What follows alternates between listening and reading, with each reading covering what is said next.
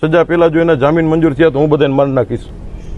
મારે આગળ પાછળ કાંઈ છે નહીં. હવે હતું એ મારું વયું ગયું છે. હવે આને તમે ધમકી સમજો તો છૂટશે. મીડિયાને મારા પરિવારના 8 જણા હતા, એમાંથી 3 રિટર્ન નીચે હતા, એ મળી ગયા છે. 5 મિસિંગ છે. એમાં મારો દીકરો છે, રાજભાઈ નામ છે એનું. બીજા મારા એક સાઢુભાઈ છે, એક એમનો દીકરો છે, એક એના મોટાભાઈની બેબી છે અને એક એમના સાડા. ટોટલ 5 જણાની કોઈ ઓળખ પરડ થતી નથી. એવી રીતના પ્રદીપભાઈ, આ બધા જે ફેમિલી મેમ્બર છે ક્યારે ઘરેથી નીકળ્યા હતા? 4 વાગ્યા આસપાસ નીકળ્યા હતા ઘરેથી અને પહોંચ્યા ને 15-20 મિનિટમાં જ એવી રીતના અહીંયા જે કંઈ ફાયર ફેટકું ને બધું થઈ ગયું છે એનું. જ્યારે આગ લાગી ત્યારે કોઈ પણનો આપને ફોન આવ્યો હતો કે આપ નીચેથી એના બીજા જે અમારા 3 ફેમિલી મેમ્બર હતા ફોન આવ્યો કે આવી રીતના શોર્ટ સર્કિટ કે આગ લાગી છે અને ઉપર બધા ભડાકા ધુવાણાને એવું થાય છે, પણ કોઈ કાંઈ ફાયર બ્રિગેડ કે કાંઈ આવ્યું નથી અને આ લોકો કોઈ અહીંયાથી કાંઈ જવાબ દેતા નથી. 20-25 જણા હતા, એમાંથી લોકો દરવાજા બંધ કરી નીકળી ગયા. મારા સાઢુભાઈ ને એમના સાડા બે નીચે હતા, એ બચાવવા માટે ઉપર ગયા. આ લોકોએ પાછળથી દરવાજો બંધ કરી દીધો કાચનો. એ વિડીયોમાં આવે છે, એ ઇન્સ્ટામાં કોઈ રીલમાં જોયો છે મેં, અને એ પછી નીચે નથી ઉતરી ગયા. આ ગેમ ઝોનની મોટી બેદરકારી એક પણ સામે આવી છે, એને લઈને શું કહેશો? બેદરકારીમાં એ લોકોએ બીજા માળે 2nd ફ્લોર ઉપર 1500 લીટર ડીઝલ, પછી એની જે ગોકાટ આલે છે એમાં વાપરવા માટે કંઈક 1200 કે 1300 લીટર પેટ્રોલ, નીચે જે વેલ્ડિંગનું કામ ચાલુ હતું ને ઉપરનો ફ્લોર એને ચાલુ કરી દીધો હતો.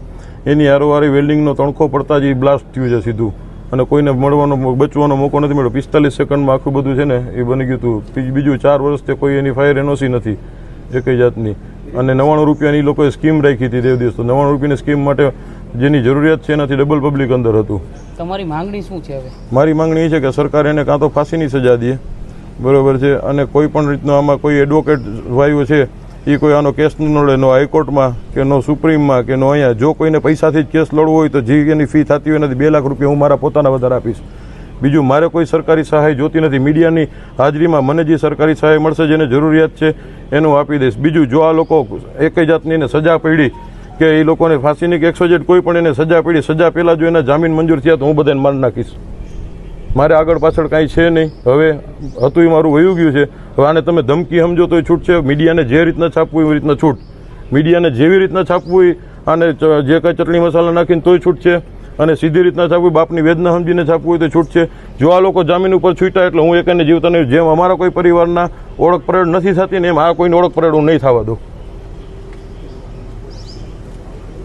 અને આ કોઈ જાતની ખાલી કહેવાની ધમકી નથી.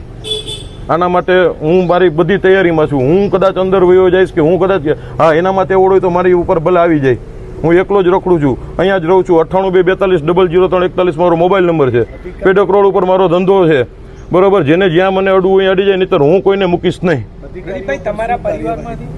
તમારા પરિવારમાંથી કેટલા સભ્યો ત્યાં ગયા હતા? કેટલા? 8 જણા ગયા હતા. એમાં મળી આવ્યા? 8 ગયા હતા, એમાંથી 5 મિસિંગ છે, 3 મળી આવ્યા છે. અધિકારીઓ મારે કોઈ અધિકારી યારે કોઈ લેવાનું. હું સરકારને એટલું કહેવા માંગુ છું કે આ લોકોને કડકમાં કડક સજા થવી જોઈએ. નહીંતર આ લોકો દર વખતે આવી રીતના એક દી મોરબીની પુલની ઘટના બને છે, એક દી બોટ ઊંધી વળી જાય છે, એક દી એવી રીતના ફાયર વળી જાય તો કોઈના દીકરા છે, કોઈના છોકરા છે, કોઈનું ફેમિલી છે, 5-5 જણા વયા જાય છે. છતાં એવી કઈ વસ્તુનું એક્શન લેવાતું નથી. અને હવે સરકાર એક્શન ન લે તો હવે પબ્લિક એક્શન લેશે. હું તમને લઈને દેખાડીશ. જો એના જામીન મંજૂર થાય, બરોબર છે, અને નો હું પૂરા કરી દઉં તો હું મારા બાપના પેટનો નહીં. તમારે જ્યાં છાપવું હોય જેવી રીતના છાપવું, અને ધમકી સમજો તો છૂટશે, અને વેદના સમજો તો છૂટશે. હું કોઈને મૂકીશ નહીં જો આમાંથી કોઈ જામીન ઉપર છૂટ્યા તો.